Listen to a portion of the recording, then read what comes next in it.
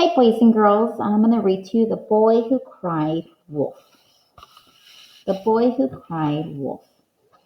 Okay, and this is a fable. A fable is a short animal tale that teaches a lesson. It is one of the oldest story forms. The Boy Who Cried Wolf is from a collection of hundreds of fables called Aesop fables. These stories may have been written by Aesop, a Greek storyteller who lived from 620 to 560. A shepherd boy became bored while caring for his master's flock of sheep, so he thought of a plan to amuse himself. He ran toward the village. "Wolf! Wolf!" he cried. As he expected, the villagers dropped what they were doing and rushed to the pasture. But there was no wolf, only the boy, ha ha ha, laughing about the trick he played. A few days later, the boy again shouted, "Wolf! Wolf!" The villagers ran to help, only to find they'd been tricked once more. Then one night, a wolf really did attack the sheep. The boy was terrified. "Wolf! Wolf!" he cried, but this time no one came to help. The moral of the story: liars aren't believed even when they tell the truth.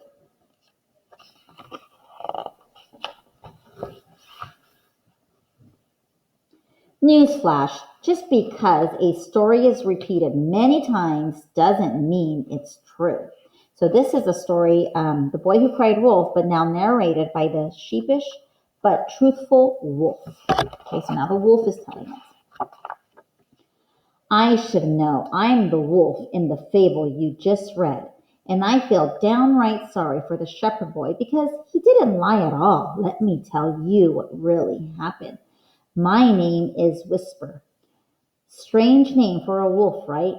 You see, soon after I was born, my mother got sick and died. A flock of kind sheep took me in and raised me as their own. As I grew, they made me sheep costumes so I could fit in. And whenever I wanted to howl, they would shh me. "Whisper," they told me. They said that word so often that Whisper became my name. Here we see a picture in his sheep costume. And there he is as a baby wolf. Aww. Oh, shh. You need to whisper.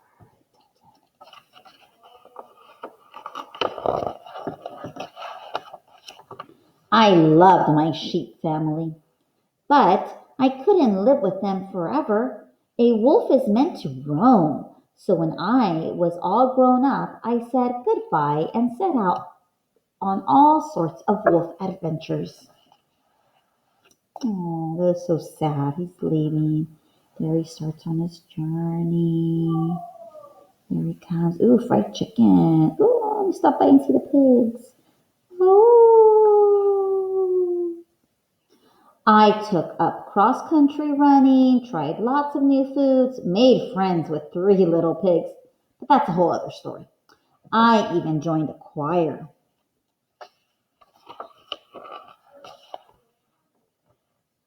The boy. After a while, though, I started feeling homesick. I decided to pay my sheep family a surprise visit. I was so eager to see everyone that I didn't even bother looking for my old sheep costume.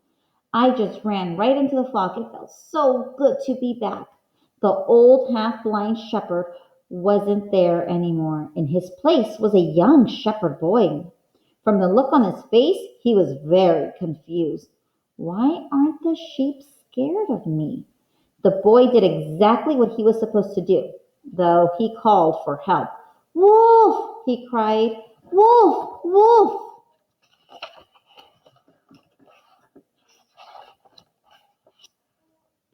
I scrambled to a hiding spot behind a large tree and watched as the villagers came racing to the pasture.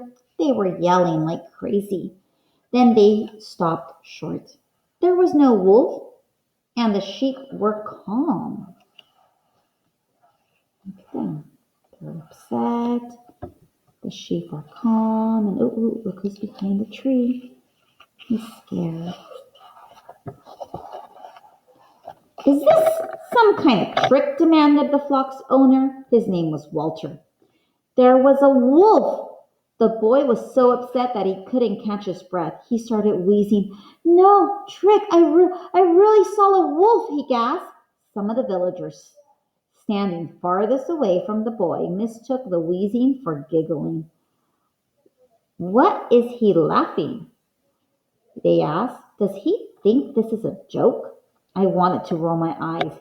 Humans have terrible hearing. Absolutely terrible.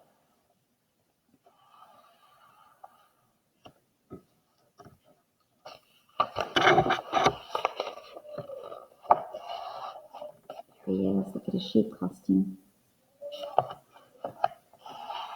The next time I visited the flock, I was more careful.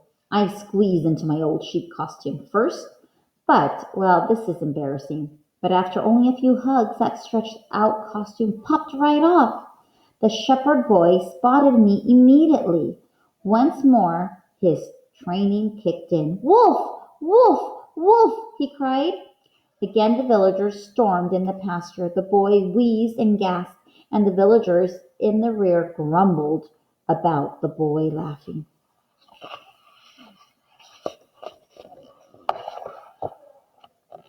The next day I noticed something very strange.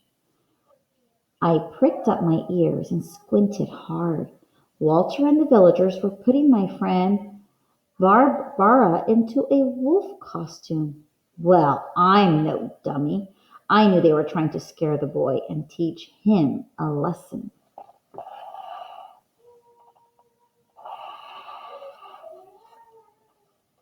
There they are.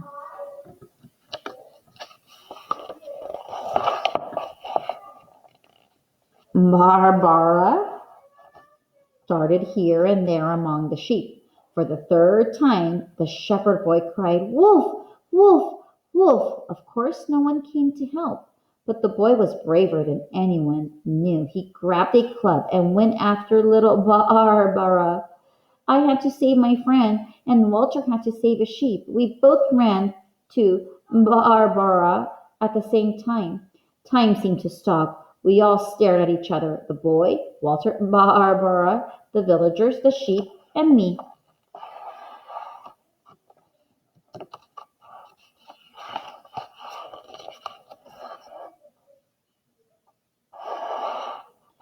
Suddenly, the boy threw down his club. I quit, he shouted. I quit, I quit, I quit.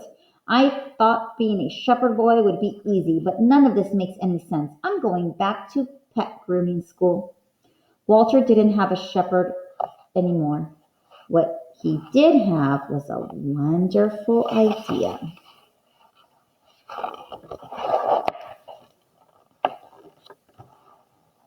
And that's how my sheep family and I ended up in Woolly Walt's Traveling Sheep and Wolf Show. Now we all get to see the world. Back to that moral about liars not being believed, it makes perfect sense. It just doesn't fit here, I say. Whether you are a wolf in sheep's clothing, a sheep in wolf's clothing, or anything in between, remember, there's always more to the story than meets the eye. Okay, so then now, boys and girls, I have a journal entry for you. So, The Boy Who Cried Wolf, narrated by the sheepish but truthful wolf. Go ahead and take an AR quiz. And what do you think happened? Do you believe the wolf?